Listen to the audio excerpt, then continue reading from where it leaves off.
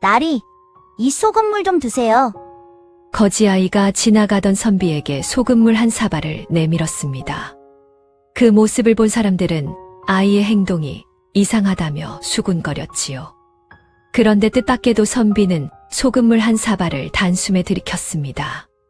그러고 나서는 아이에게 고맙다는 인사까지 건넸습니다. 아이는 왜 갑자기 낯선 선비에게 소금물을 주었을까요? 그리고 그 소금물 한 사발에는 어떤 사연이 담겨 있었을까요? 선비와 거지아이의 기막힌 이야기, 지금부터 들려드리겠습니다. 밥마실 야담이 계속될 수 있도록 구독과 좋아요로 응원해주세요. 오늘의 이야기 시작하겠습니다.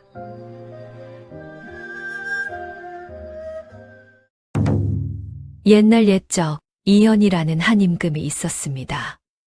이현은 총명하고 백성을 아끼는 마음도 누구보다 깊었습니다. 하지만 높은 용상에 앉아 보고만 받다 보니 정작 이현의 귀에 들어오는 말은 늘 비슷했습니다.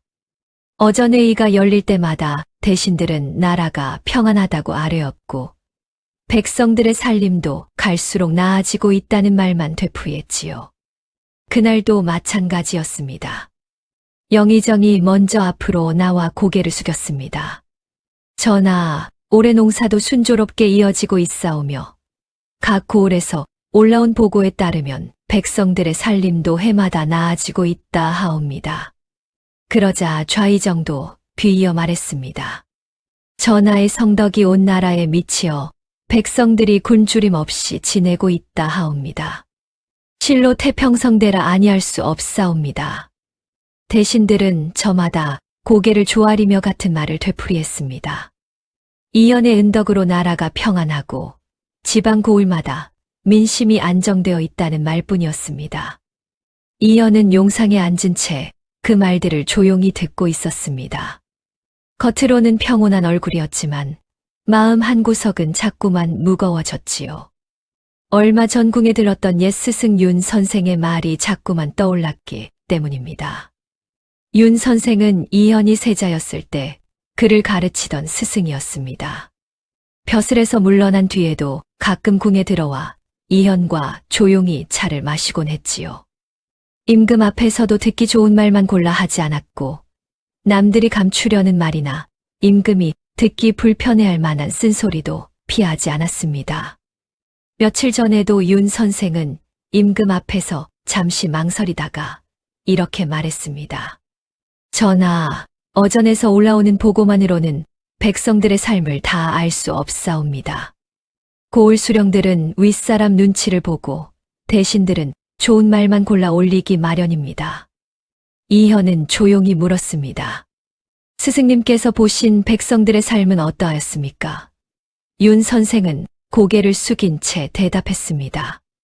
겉으로는 평안해 보이나 하루하루 간신히 버티며 살아가는 백성들도 많사옵니다. 그 말은 이현의 마음에 오래도록 남았습니다. 그런데도 어전회의가 열릴 때마다 백성들이 모두 편안하다는 말만 올라오니 이현은 가슴이 답답할 수밖에 없었습니다. 대신들의 말을 대놓고 의심할 수도 없었고 그렇다고 그 말을 그대로 믿고 넘길 수도 없었기 때문입니다. 남의 입을 거쳐 걸러진 보고가 아니라 자신의 두 눈으로 직접 백성들의 삶을 확인해야겠다는 생각이 점점 커져갔습니다. 하지만 임금이라고 해서 마음먹은 대로 바로 궁 밖으로 나갈 수 있는 것은 아니었습니다. 임금이 움직이면 수많은 내관과 군사들이 따라붙고 지방고을에는 미리 소식이 내려가게 마련이었습니다. 그렇게 되면 고을 수령들은 길을 쓸고 굶주린 백성들은 숨기고 번듯한 모습만 임금 앞에 내보일 것이 뻔했습니다. 이현은 며칠 동안 백성들의 고단한 삶을 떠올리며 제대로 잠을 이루지 못했습니다. 정말 백성들이 편안하다면 다행이다. 그러나 만에 하나 윤 선생의 말이 옳다면 나는 궁 안에 앉아 백성들의 고통을 알면서도 외면한 것이 아닌가. 그 생각이 이현의 마음을 무겁게 눌렀습니다. 더는 궁 안에서 올라오는 보고만 기다리고 있을 수 없었습니다. 결국 이현은 조용히 결심했습니다. 아무에게도 알리지 않고 평범한 선비의 모습으로 직접 고을을 돌아보기로 한 것입니다. 그제야 이현은 가장 믿을 만한 신복 두 사람을 조용히 불렀습니다. 큰 행차를 꾸리면 백성들의 진짜 삶을 볼 수 없었기에 일행은 눈에 띄지 않을 만큼 단출해야 했습니다. 이현은 낡은 무명 도포를 걸치고 평범한 선비처럼 모습을 바꾸었습니다. 그렇게 이현의 자맹이 시작되었습니다. 한여름 더위가 가장 심할 무렵이었습니다. 가만히 앉아 있어도 등줄기로 땀이 흘러내리는 계절이었지요. 하늘은 불덩이처럼 이글거렸고 길가의 풀포기들은 뜨거운 열기에 축 늘어져 있었습니다. 그런 무더위 속에서도 이현 일행은 궁궐에서 멀지 않은 고을로 향했습니다. 고을에 들어서자 가장 먼저 장터가 눈에 들어왔습니다. 이현은 신복들과 함께 상인들 사이를 천천히 걸었지요. 그런데 장터는 생각보다 조용했습니다.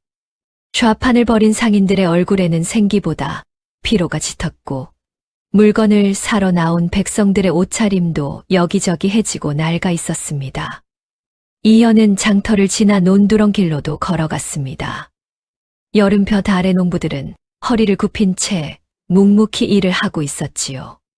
주막 처마 밑에서는 잠시 걸음을 멈추고 사람들의 이야기에 귀를 기울이기도 했습니다. 골목 안쪽으로 들어가 보니 문가에 앉아 아이를 달래는 안악의 얼굴에는 깊은 시름이 어려 있었습니다. 그늘에 기대어 쉬는 농부의 손과 발은 굳은 살로 가득했습니다. 겉으로 보기에는 고을이 크게 어지러워 보이지는 않았습니다. 길마다 굶어 쓰러진 백성들이 널려 있는 것도 아니었지요. 하지만 가까이 들여다본 백성들의 삶은 대신들이 말하던 태평한 모습과는 거리가 멀었습니다. 농부들은 가을 수확이 끝나기도 전에 세금을 마련하기 위해 곡식을 헐값에 넘기고 있었습니다.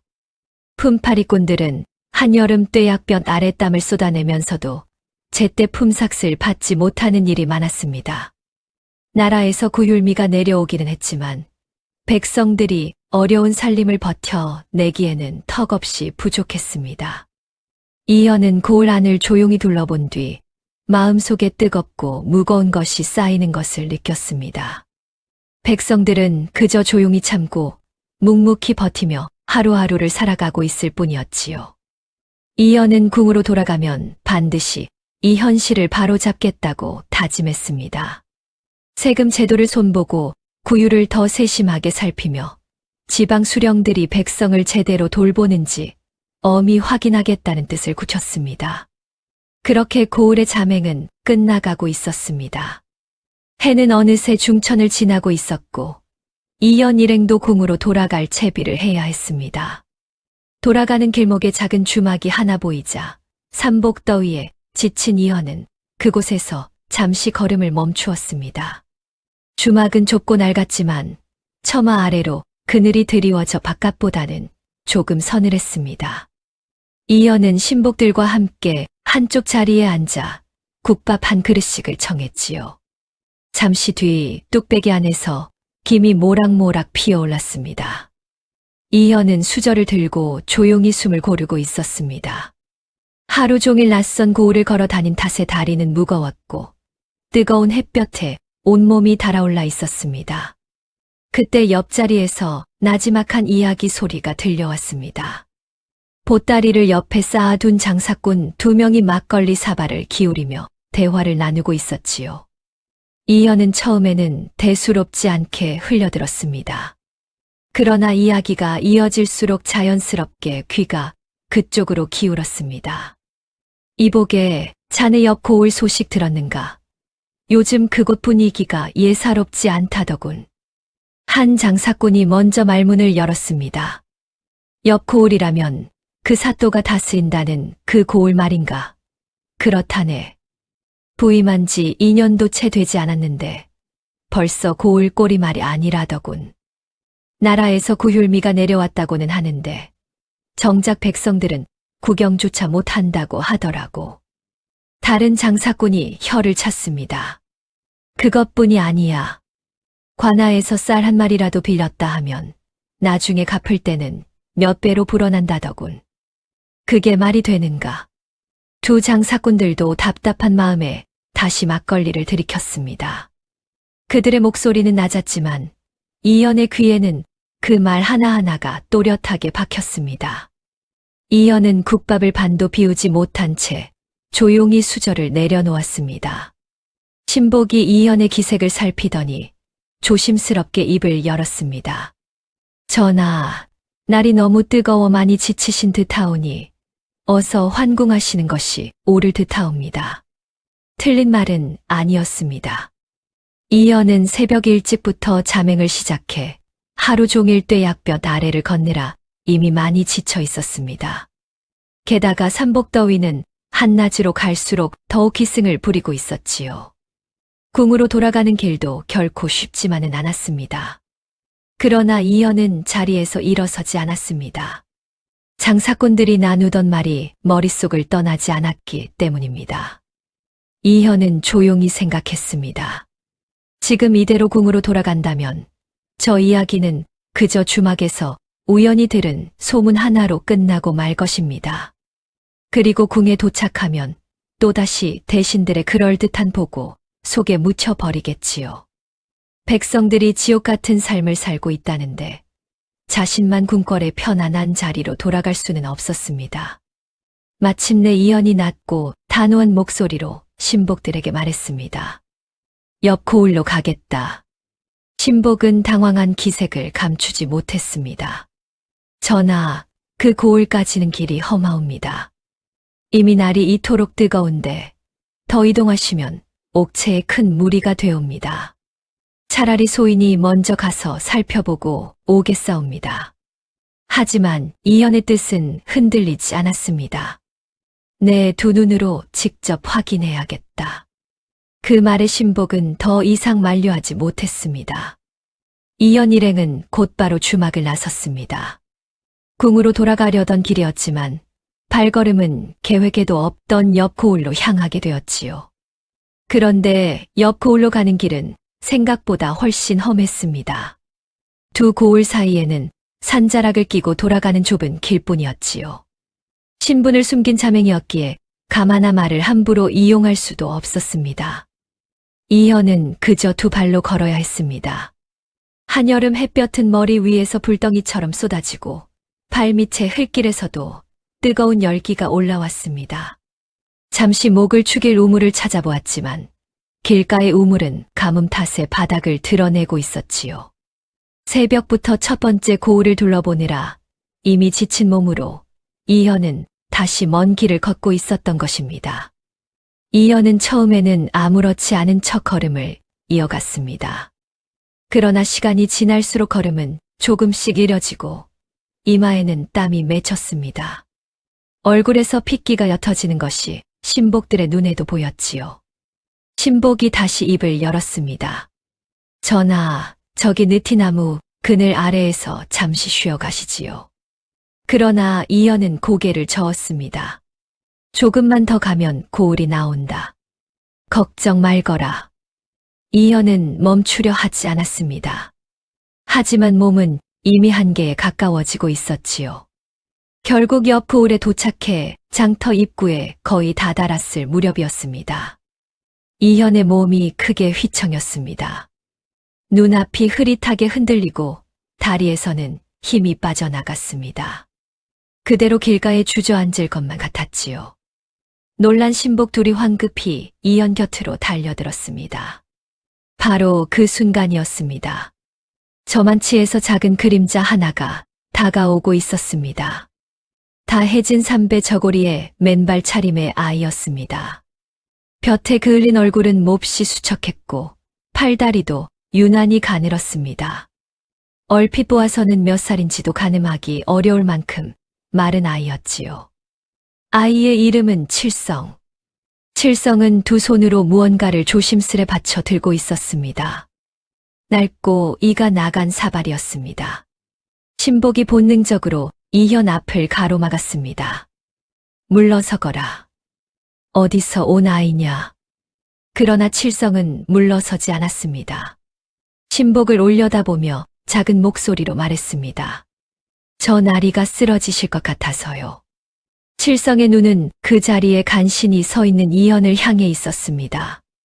이현은 손을 들어 신복을 물렸습니다. 괜찮다. 가까이 오너라. 칠성이 조심스럽게 사발을 내밀었습니다. 사발 안에는 물이 담겨 있었지요.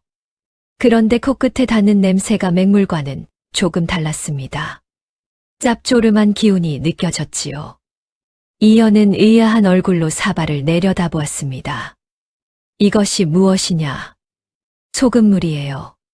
주막 아주머니께 부탁해서 얻어왔어요.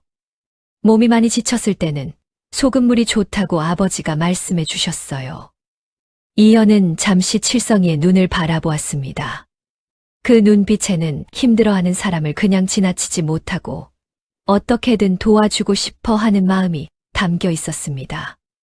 이현은 사발을 받아 들고 천천히 한 모금씩 마셨습니다.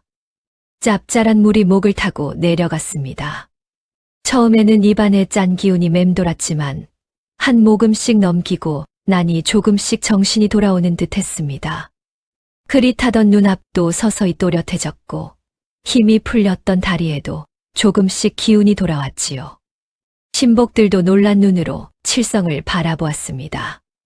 이현이 사발을 돌려주며 물었습니다. 이런 것을 어찌 알았느냐? 칠성은 클바닥을 잠시 내려다보다가 대답했습니다. 아버지가 논일하다 쓰러지는 사람들을 많이 보셨대요. 그럴 때 맹물만 급히 먹이면 오히려 탈이 날 수 있다고 하셨어요. 땀을 많이 흘리면 몸에서 짠 기운이 빠져나가니 소금물을 조금씩 먹어야 정신을 차린다고요.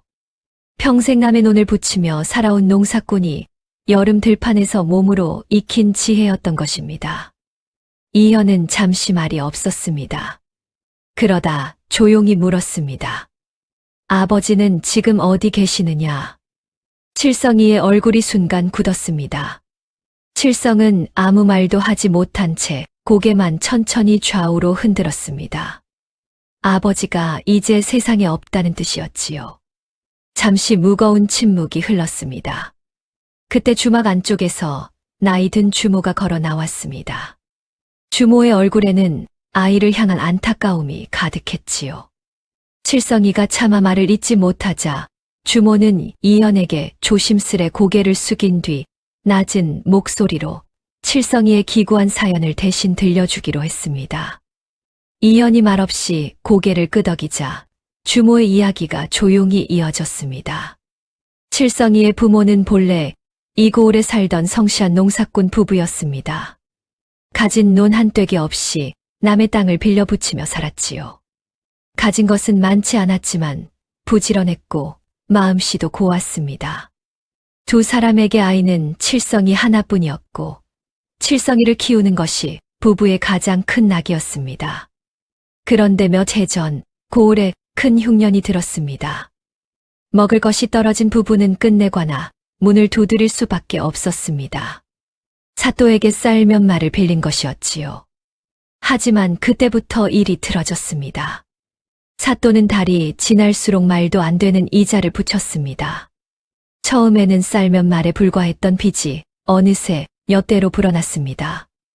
부부가 죽으림을 다해 갚으려 해도 빚은 줄어들기는커녕 점점 더 커져만 갔습니다. 사또는 결국 부부를 관하로 불러들였습니다. 빚을 갚지 못하면 이 아이를 종으로 넘기라고 했지요. 부부는 그 말에 간담이 서늘해졌습니다.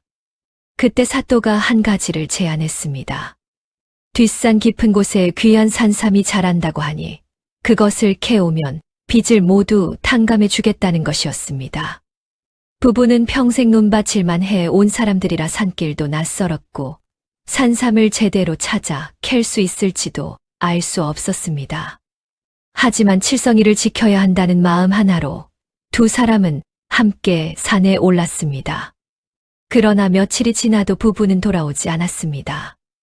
나중에 알려진 바로는 부부가 험한 산길을 헤매다 절벽에 자란 산삼을 발견했고 그것을 캐려다 발을 헛디뎌 아래로 떨어졌다고 했습니다. 그런데 관아에서 보낸 포졸들은 두 사람을 제대로 거두지도 않았습니다. 주변의 돌과 나뭇가지로 시신을 대충 덮어두고 근처에서 발견한 산삼만 챙겨 관하로 돌아온 것이었습니다. 칠성이는 그날 이후 홀로 남겨진 것입니다.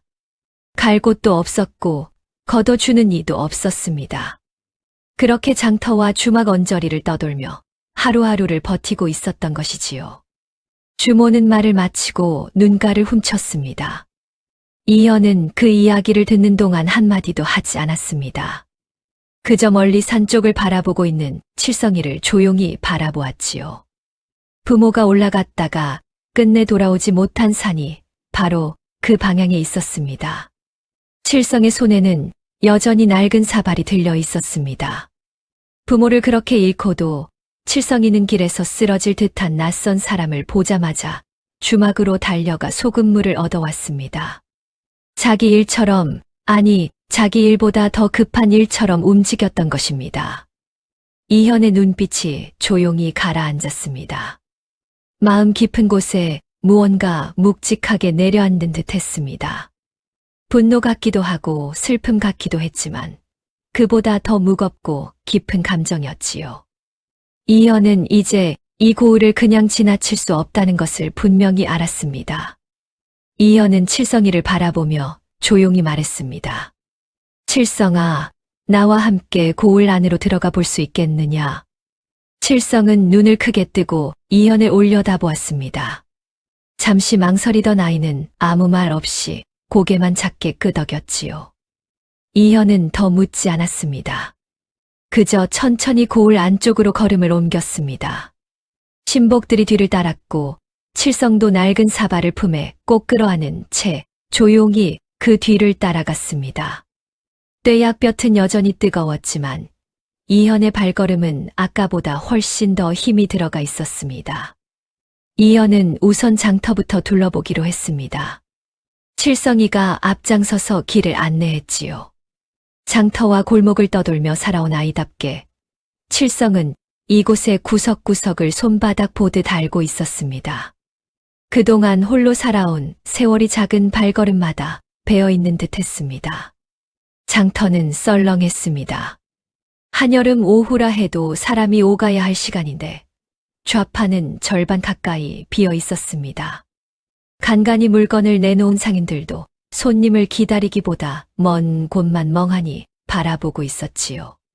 팔리지 않은 채소들은 뙤약볕 아래 축 늘어져 있었고 그 위로 파리만 들끓었습니다. 장터 안쪽으로 들어서자 문을 닫아건 가게들이 줄지어 눈에 들어왔습니다. 어떤 가게는 아예 사람이 떠난 흔적이 역력했습니다. 이현은 아무 말 없이 그 광경을 눈에 담았습니다.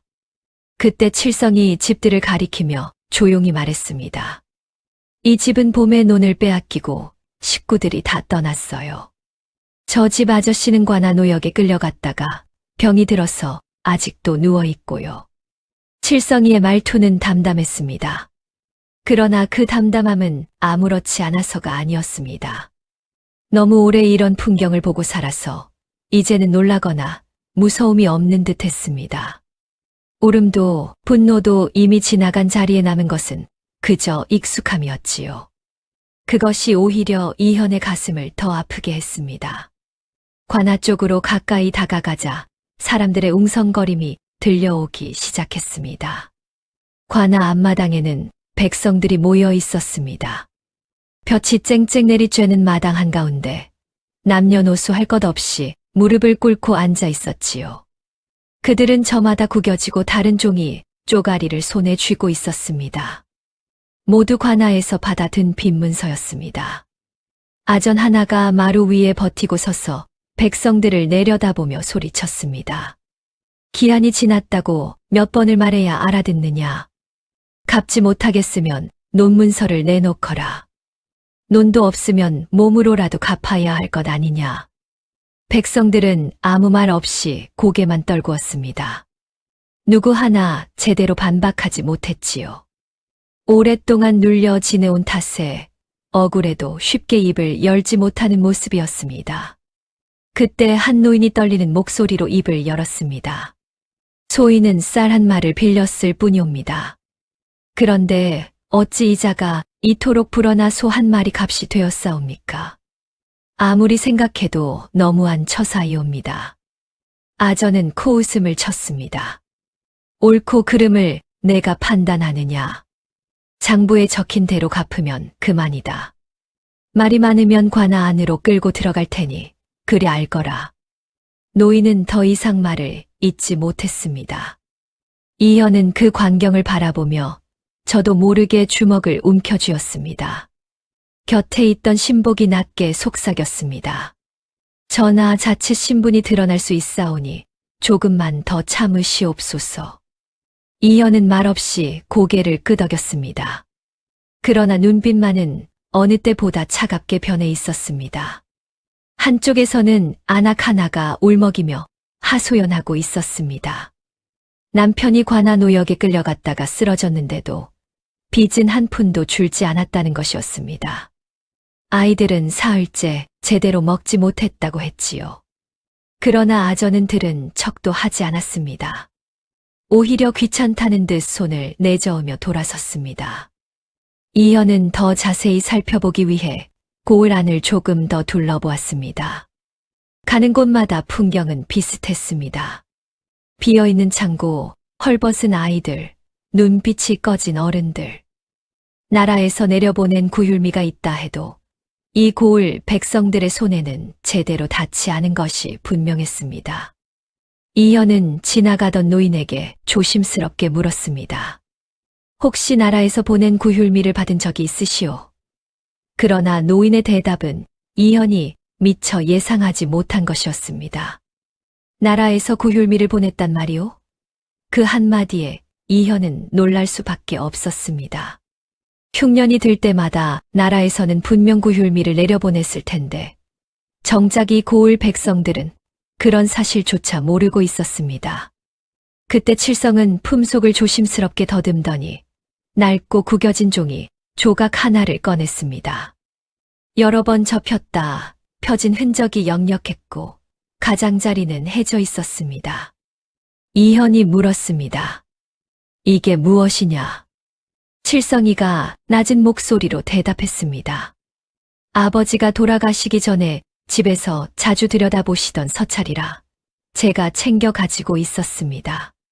저는 글을 잘 몰라서 무슨 내용인지는 모르겠어요. 이현이 종이를 받아 들여다보니 그것은 빈문서였습니다. 빛이 바랜 글씨가 종이 위에 빽빽하게 적혀 있었습니다.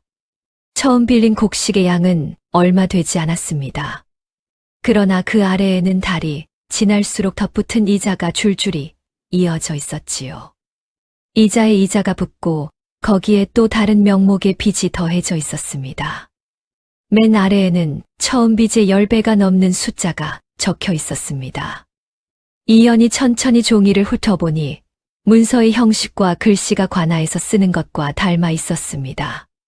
이것은 단순한 종이 조각이 아니라 사또의 죄를 밝힐 수 있는 중요한 증거였습니다.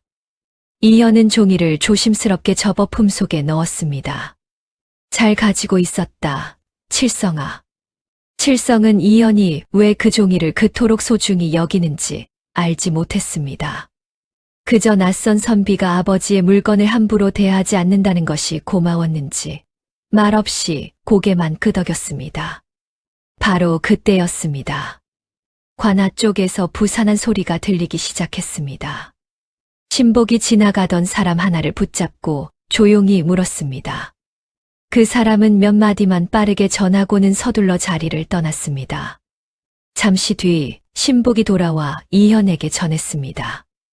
내일이 사또의 생일이라 잔치 준비로 관아, 아니 온통 분주하다 하옵니다. 이현은 다시 관아 쪽을 바라보았습니다. 무거운 짐을 들고 관아를 오가는 이들은 관아에 속한 사람들이 아니었습니다. 아까 관아 마당에서 무릎을 꿇고 빈 문서를 들고 있던 백성들이었지요. 뙤약볕 아래 억울함을 호소하던 바로 그 사람들이 이제는 사또의 잔치상에 오를 음식과 기물을 등에 지고 관아 안을 오가고 있었습니다. 등짐을 진 어깨는 축 처져 있었고 발걸음은 무거웠습니다. 그러나 누구 하나 불평 한마디, 입 밖에 내지 못했지요. 그때 담장 안쪽에서 아전의 날카로운 목소리가 튀어나왔습니다. 꾸물거리지 말고 빨리 나르지 못하겠느냐. 내일 잔치에 차질이 생기면 너희 빚에 이자가 더 붙는 줄 알아라. 그 말에 백성들은 고개만 숙인 채 서둘러 움직였습니다. 이현은 그 광경을 바라보며 아무 말도 하지 않았습니다. 그저 차가운 눈빛으로 바라보고 있었지요. 관아는 본래 백성의 억울함을 듣고 어려움을 살펴야 하는 곳이었습니다. 그러나 지금 저곳은 정반대였습니다. 백성들의 고통을 덜어 주기는커녕 빚에 짓눌린 사람들에게 사또의 잔치 준비까지 떠맡기고 있었지요. 억울함을 호소할 곳이어야 할 관아가 오히려 백성들을 더 깊은 고통으로 밀어넣고 있었던 것입니다. 내일이면 사또의 생일잔치가 열릴 예정이니 이현은 그 전까지 이 고을의 실상을 조금 더 살펴보기로 했습니다. 그리고 내일은 반드시 저 관아 안으로 들어가 직접 모든 것을 확인할 생각이었습니다. 이현은 단호한 마음으로 천천히 걸음을 옮겼습니다. 이튿날 아침이 밝았습니다. 그러나 고을의 아침은 여느 고을과 달랐습니다. 달 구는 소리도 아이들이 뛰노는 소리도 좀처럼 들리지 않았습니다. 장터는 아직 문을 열지 않았고 골목도 조용했습니다. 오직 관아 쪽에서만 이른 새벽부터 사또의 생일잔치를 준비하는 분주한 소리가 들려오고 있었지요. 이현은 전날 밤 칠성을 주막 주모에게 맡겨두었습니다. 주모는 군말 없이 아이를 받아주었지요. 오래전부터 칠성을 가엾게 여기던 터라 아이 곁에 자신이라도 있어 줄 수 있다는 것에 오히려 안도하는 듯 했습니다. 이현은 이른 아침부터 다시 관아 주변을 살피기 시작했습니다. 관아 담장 밖으로는 잔치에 쓸 물건들이 줄지어 들어가고 있었지요. 술독과 고기, 과일, 그리고 커다란 얼음 덩어리까지 보였습니다. 그 얼음은 산속 깊은 빙고에서 가져온 귀한 것이었습니다. 한여름에는 아무나 구경조차 하기 어려운 물건이었지요. 그런데 그 많은 물건을 나르는 이들은 어제와 똑같이 모두 이 고을의 백성들이었습니다. 백성들은 무거운 얼음 덩어리를 지게에 지고 떼약볕 아래 관아 안으로 나르고 있었습니다. 얼음은 벌써 녹기 시작해 지게 아래로 물이 뚝뚝 떨어졌지만 그 물 한 방울도 백성들의 입술을 적시지는 못했습니다. 아전들은 얼음이 녹는다며 백성들을 더 재촉했지요. 이현은 그 장면을 눈에 담은 채 조용히 관아 안으로 발걸음을 옮겼습니다. 관아 안은 이미 잔치 준비로 들떠 있었습니다. 이현은 신복과 함께 떠돌이 선비 행세를 하며 관아 마당으로 들어섰지요. 사또의 생일잔치라는 명목으로 고을 사람들에게도 문이 열려 있었기에 드나드는 사람들 사이에 섞여 들어가는 것은 어렵지 않았습니다. 마당 한쪽에는 백성들을 위한 자리도 마련되어 있었습니다. 그러나 그 자리는 볕이 그대로 내리쬐는 마당 귀퉁이였습니다. 그늘 한 점 없는 곳에 백성들이 빼곡히 앉아 있었고 그 앞에는 묽은 죽 한 그릇씩이 놓여 있었습니다. 죽은 이미 식어 있었고 그마저도 양이 넉넉하지 않았지요. 하지만 관아 안쪽 정자 위의 풍경은 전혀 달랐습니다. 넓은 상 위에는 기름진 고기와 전, 과일과 떡이 가득 차려져 있었습니다. 기생들은 양 옆에 늘어서 풍악을 울렸고 아전들은 사또와 손님들의 비위를 맞추느라 연신 허리를 굽혔습니다. 그리고 그 상 위에는 얼음이 있었습니다. 널쩍한 은쟁반 위에는 얼음 덩어리가 수북이 담겨 있었고 사또의 술잔 안에도 얼음 조각이 떠 있었습니다. 한여름 삼복더위에 백성들은 물 한 모금 제대로 마시지 못한 채 떼약볕 아래 앉아 식은 죽을 받아 들고 있었습니다. 그런데 정자 위 사또의 술잔에서는 얼음 조각이 달그락거리고 있었지요. 이현은 마당 한쪽에 서서 그 광경을 조용히 바라보았습니다. 그러다 전날 길에서 칠성이 건네주었던 소금물 한 사발이 떠올랐습니다. 주막 주모에게 어렵게 부탁해 얻어온 낡은 사발에 담긴 짭짤한 물이었지요. 그 소금물 한 사발에는 쓰러질 듯한 사람을 살리고자 하는 아이의 마음이 담겨 있었습니다. 그러나 저 얼음 술잔에는 백성의 고통을 돌아보지 않는 사또의 탐욕이 담겨 있는 듯했습니다. 술잔을 몇 차례 기울이고 술기운이 오르자 사또의 목소리는 점점 커졌습니다. 사또는 50줄에 접어든 나이였습니다. 얼굴에는 기름기가 돌았고 몸은 고생이라고는 모르고 살아온 사람처럼 불어 있었습니다. 사또는 아전들을 향해 술잔을 높이 들며 말했습니다.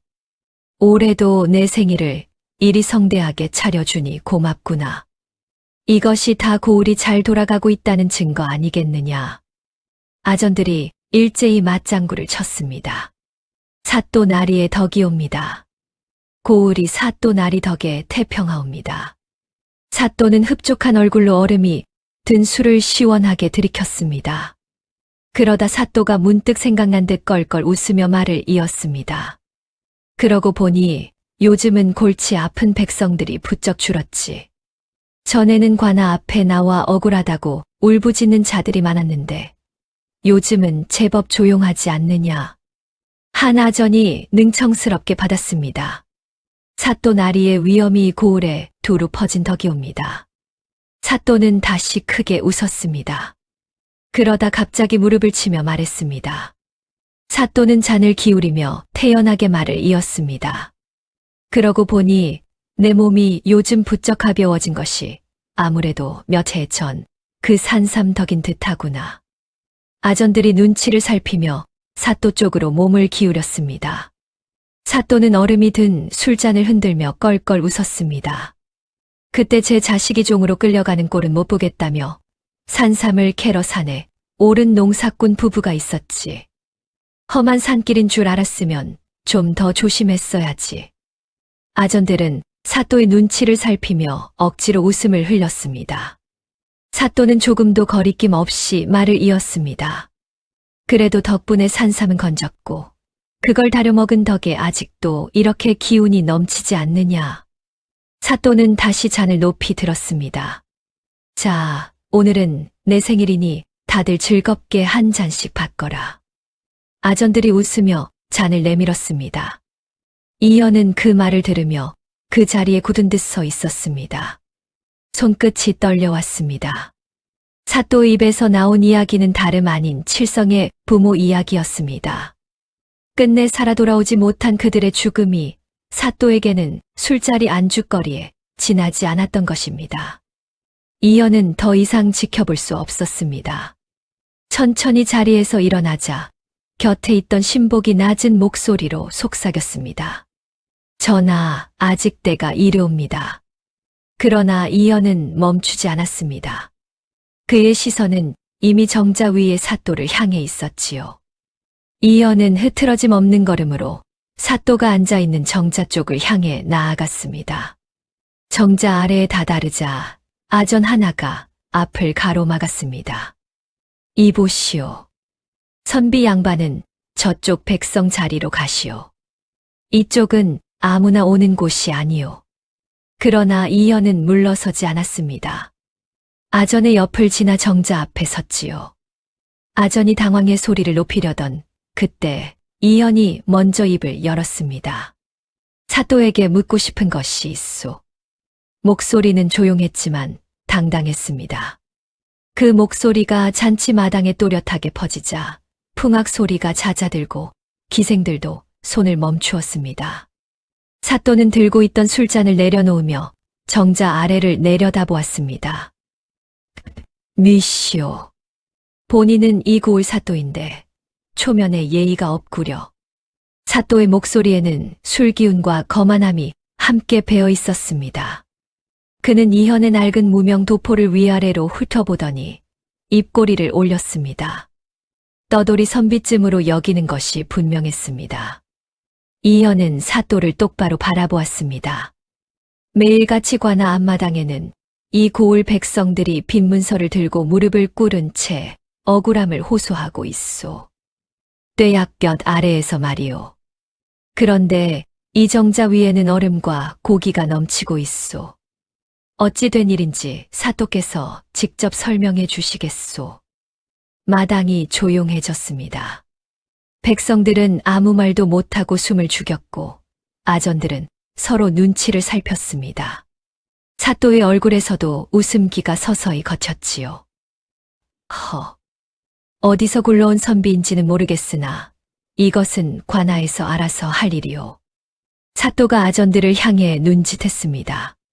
그러자 아전 둘이 이현의 양옆으로 다가섰습니다. 하지만 이현은 눈 하나 깜짝하지 않았습니다. 백성들이 굶주리고 있소. 나라에서 내려보낸 구휼미는 백성들 손에 닿지도 못했고 쌀 한 마를 빌린 백성은 논밭을 빼앗기고 있소. 사또는 그것을 알고 있소, 모르고 있소. 사또의 얼굴이 굳었습니다. 그러나 곧 코웃음을 쳤지요. 알다마다. 그런데 그것이 어찌 문제란 말이오. 빚을 졌으면 갚는 것이 도리 아니겠소. 천한 백성 몇이 굶는다고 나라가 무너지기라도 한단 말이오. 그 말이 마당에 떨어지는 순간 백성들 사이에서 낮은 탄식이 흘러나왔습니다. 오랫동안 억눌려 있던 숨이 한꺼번에 새어나오는 듯한 소리였습니다. 사또는 조금도 개의치 않았습니다. 오히려 자리에서 벌떡 일어나 아전들을 향해 소리쳤습니다. 저 무례한 선비를 당장 끌어내라. 오늘 같이 좋은 날에 잔치 분위기를 망치는 자는 가만두지 않겠다. 아전들이 이현의 팔을 잡으려 다가왔습니다. 바로 그 순간 이현이 몸을 돌려 사또 앞에 놓인 잔치상으로 성큼 다가갔습니다. 아전들이 미처 막을 틈도 없었지요. 이현은 상 모서리를 잡고 단번에 잔치상을 엎어버렸습니다. 은쟁반 위에 수북이 담겨있던 얼음 덩어리들이 뜨거운 바닥으로 쏟아졌습니다. 사또의 술잔은 물론이고 기름진 고기와 전, 색색의 과일과 떡이 마당에 나뒹굴었지요. 한여름 뙤약볕 아래 얼음은 순식간에 녹아들기 시작했습니다. 마당 안의 분위기는 순식간에 얼어붙었습니다.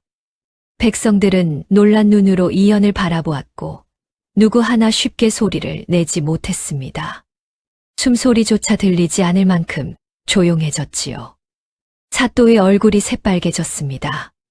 그는 부들부들 떨리는 손으로 이현을 가리키며 고함쳤습니다. 이놈이 감히. 포졸들은 어디 있느냐? 당장 저 미친놈을 잡아 포박하고 곤장을 쳐라. 살아서 이 고을을 나가지 못하게 하여라. 포졸들이 우르르 달려들었습니다. 그때 이현 곁에 있던 신복이 앞으로 나섰습니다.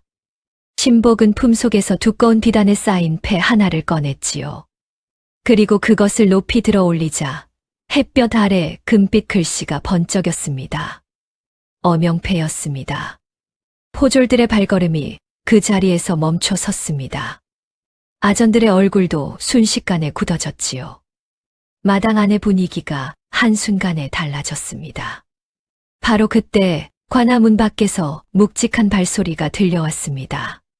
잠시 뒤 갑주를 갖춘 무사들이 관아 안으로 들어와 문가를 지키며 양옆으로 늘어섰지요. 신복이 만일의 사태에 대비해 미리 궁에 연통을 넣어두었던 것입니다. 어명패에 이어 무사들까지 모습을 드러내자 관아 안 사람들의 얼굴에서 순식간에 핏기가 사라졌습니다. 사또는 그제야 눈앞에 낡은 도포를 걸친 선비가 보통 사람이 아니라는 것을 깨달았습니다. 방금 전까지 껄껄 웃으며 술잔을 들던 손이 힘없이 아래로 떨어졌지요. 이현이 사또를 똑바로 바라보며 호통쳤습니다. 네 이놈. 나는 내 놈이 그토록 업신여긴 이 나라의 임금이다. 사또의 무릎이 그대로 꺾였습니다. 아전들도 하나둘 뜨거운 흙바닥에 엎드렸습니다. 조금 전까지 백성들을 윽박지르고 이현을 끌어내라 소리치던 자들이 이제는 이마를 땅에 조아리고 벌벌 떨고 있었지요. 전하, 소인이 죽을 죄를 지었사옵니다. 사또의 목소리는 사시나무처럼 떨렸습니다. 하지만 이현은 아무 대답도 하지 않았습니다. 마당 한쪽에서는 백성들이 그 광경을 바라보고 있었습니다. 갑자기 임금이라는 사람이 나타나 사또의 잔치상을 엎고 사또를 호통치는 모습이 도무지 믿기지 않는다는 표정들이었지요. 흘바닥에 나뒹굴던 얼음 조각들은 어느새 거의 다 녹아 있었습니다. 한여름 떼약볕은 여전히 뜨거웠지만 관아 마당의 분위기는 싸늘하기만 했습니다. 이연은 엎드린 사또를 내려다보며 단호하게 말했습니다. 내 놈의 말이 사실인지 백성들의 말이 사실인지 지금 이 자리에서 확인할 것이다. 그리고 백성들에게 나누어 주어야 할 구휼미가 어디로 갔는지도 낱낱이 밝혀야겠다. 이연의 시선이 관아 안쪽 창고로 향했습니다. 창고를 열어라. 관아 창고의 문이 열렸습니다. 빗장을 걷어내자 창고 안쪽에서 서늘한 기운이 흘러나왔습니다. 안에는 백성들에게 나누어 주었어야 할 구휼미가 켜켜이 쌓여 있었지요. 그런데 그 많은 곡식은 손도 대지 않은 채 그대로 남아 있었습니다. 그 옆에는 소금 자루들이 줄지어 놓여 있었습니다. 바깥에서는 백성들이 소금 한 줌도 구하지 못해 힘들어하고 있었는데 창고 안에는 소금도 넉넉하게 쌓여 있었습니다. 이연의 얼굴이 차갑게 굳어졌습니다. 곧이어 관아 장부를 가져오게 했습니다. 잠시 뒤 관아 아전 하나가 벌벌 떨며 두꺼운 장부를 들고 나왔지요. 이연은 말없이 장부를 펼쳤지요. 그 안에는 백성들에게 빌려준 곡식의 양과 그 아래에 덧붙인 이자의 기록이 빽빽하게 적혀 있었습니다. 이자는 달이 지날수록 말도 안 되게 불어나 있었습니다. 논을 빼앗은 날짜, 가축을 빼앗은 날짜, 심지어 자식을 관아에 넘긴 기록까지 남아 있었지요. 이연은 굳은 얼굴로 장부를 한 장 한 장 넘겼습니다. 그러다 어느 대목에서 이연의 손이 멈추었습니다. 이연은 품속에서 칠성이 건네준 빈문서 조각을 꺼냈습니다. 장부에는 칠성의 아버지가 진 빚의 내역이 그대로 남아 있었습니다. 처음 빌린 곡식의 양부터 말도 안 되게 불어난 이자까지 낱낱이 적혀 있었지요. 이연이 천천히 고개를 들었습니다. 사또는 여전히 뜨거운 마당 흙바닥에 이마를 조아리고 있었습니다. 방금 전까지만 해도 얼음술을 마시며 백성들을 우스갯거리로 삼던 자였지만 이제는 땀을 뻘뻘 흘리며 고개조차 들지 못하고 있었지요.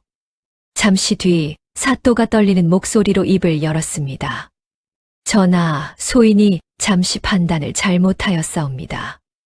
허나 고을을 다스리다 보면 어쩔 수 없는 일도 생기는 법이옵니다. 소인은 그저 고을의 질서를 바로잡으려 했을 뿐이오니 너그러이 살펴주시옵소서. 이연은 아무 대답도 하지 않고 장부만 보고 있었습니다. 그러자 사또의 변명은 더 길어졌습니다. 백성들이 빚을 제때 갚지 않으니 이자를 붙일 수밖에 없었사옵고 구휼미는 훗날 더 어려운 때를 대비해 아껴둔 것이옵니다. 부디 소인의 충정을 헤아려 주시옵소서. 그 말이 끝나기가 무섭게 이연이 입을 열었습니다. 충정이라. 짧은 한마디였습니다. 그러나 그 말은 마당 안에 차갑고 묵직하게 내려앉았습니다. 이연은 차가운 눈으로 사또를 내려다보았습니다. 백성의 논을 빼앗고 자식을 종으로 넘기려 하고 산에 올랐다. 죽은 부부의 산삼을 빼앗아 다려 먹은 것이 충정이란 말이냐. 사또는 아무 말도 하지 못했습니다. 이연은 더 이상 사또를 바라보지 않았습니다. 그것으로 충분했습니다. 저자에게 더 들을 말도 더 해줄 말도 없었습니다.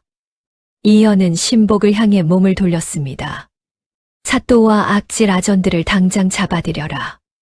부당하게 빼앗은 논밭과 곡식은 모두 원래 주인에게 돌려주고 창고에 쌓아둔 구휼미와 소금도 오늘 안으로 백성들에게 나누어 주도록 하라.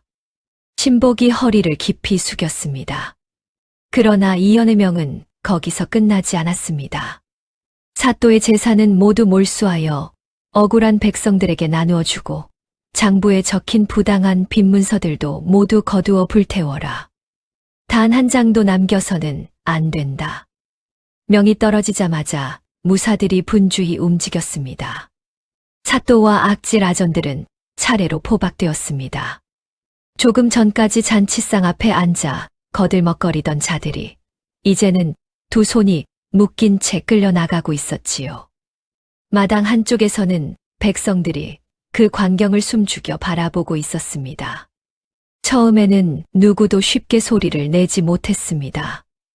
눈앞에서 벌어지는 일이 현실인지 꿈인지 가늠하지 못하는 듯 했습니다. 그러다 한 노인이 먼저 흐느끼기 시작했습니다. 쌀 한 마를 빌렸다가 소 한 마리 값이 되었다며 억울함을 호소하던 그 노인이었습니다. 노인의 어깨가 들썩이자 옆에 있던 안악도 입을 틀어막고 눈물을 흘렸습니다. 그 울음은 곧 마당 곳곳으로 번져나갔지요. 억울하게 빼앗겼던 논이 돌아오게 되었고 자식을 빼앗길까 두려워하던 날들도 이제는 끝나게 되었습니다. 오랫동안 감히 바라지도 못했던 일이 지금 눈앞에서 벌어지고 있었던 것입니다. 이현은 그 울음소리를 들으며 잠시 그 자리에 서 있었습니다. 그러다 다시 신복을 향해 명했습니다. 이 고을에서 억울하게 목숨을 잃은 이들의 사연도 모두 조사하라. 그중 산에서 목숨을 잃은 농사꾼 부부가 있을 것이다.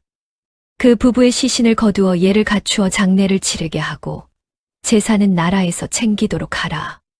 신복은 다시 허리를 깊이 숙였습니다.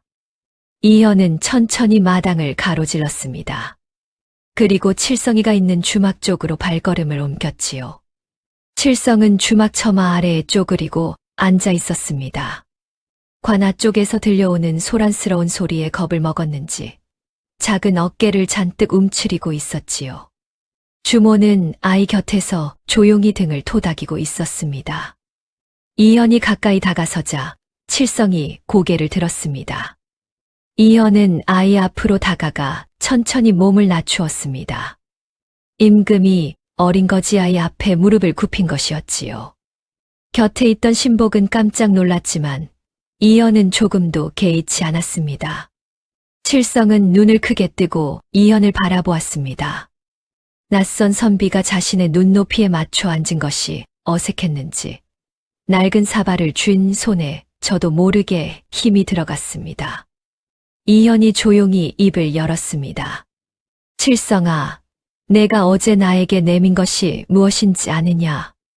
칠성은 고개를 갸웃했습니다. 소금물이요. 이현은 천천히 고개를 저었습니다. 아니다. 내가 내게 준 것은 그저 소금물 한 사발이 아니었다. 그것은 이 나라 백성의 목숨이었다. 칠성은 그 말의 뜻을 다 알지 못하는 듯 했습니다. 그저 눈만 깜빡이며 이현을 바라보았지요. 이현은 아이의 손을 내려다보았습니다. 낡은 사발을 꼭 쥔 작고 거친 손이었습니다. 부모를 잃고 혼자 장터를 떠돌면서도 어려운 사람을 보면 그냥 지나치지 못하고 도움을 내밀던 손이었지요. 이현이 다시 조용히 말했습니다. 일단 너는 이 고을에 믿을 만한 사람에게 맡겨져 지내게 될 것이다. 그리고 훗날 한양으로 올라와 글도 배우게 될 것이야. 이것은 내가 너에게 하는 약속이다. 칠성의 눈이 흔들렸습니다. 그 말을 모두 이해한 것은 아니었지만 이현의 눈빛이 거짓이 아니라는 것만은 느끼는 듯 했습니다. 아이의 눈가가 촉촉해졌지요.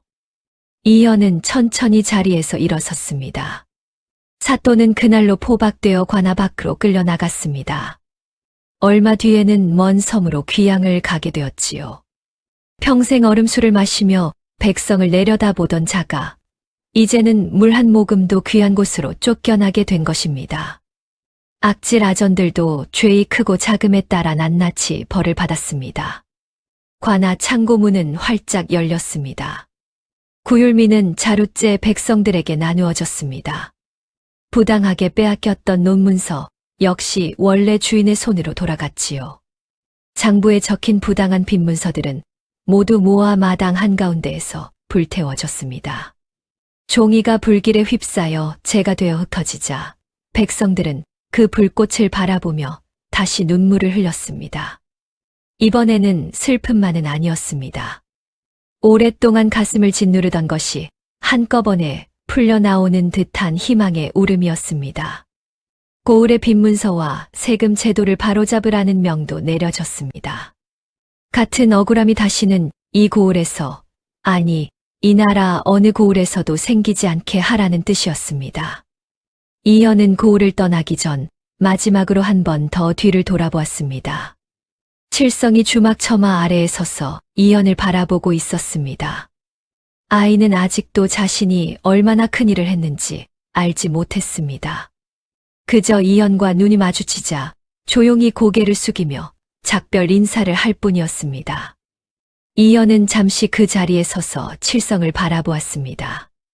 그러고는 말없이 고개를 끄덕인 뒤 궁으로 발걸음을 옮겼습니다. 하늘은 여전히 뜨거웠습니다. 그러나 이현의 발걸음은 처음 이 고을에 들어설 때와 달랐습니다. 마음은 여전히 무거웠지만 그 안에는 백성들의 삶을 끝까지 살피겠다는 조용한 다짐이 자리 잡고 있었습니다. 오늘 이야기를 통해 알 수 있는 것이 있었습니다. 사람의 귀함은 가진 재물의 크기로 정해지는 것이 아니라는 점입니다. 높은 자리에 앉아 있어도 남의 고통을 외면한다면 그 자리는 부끄러운 자리가 되고 아무것도 가진 것이 없는 아이라도 어려운 사람을 그냥 지나치지 않는다면 그 마음은 누구보다 귀한 법이지요. 또한 백성을 다스리는 자는 백성 위에 군림하는 것이 아니라 백성의 눈물과 굶주림을 먼저 살펴야 합니다. 권세와 재물로 얻은 얼음도 영원할 수는 없습니다. 뙤약볕 아래에서는 금세 녹아 사라지기 마련이지요.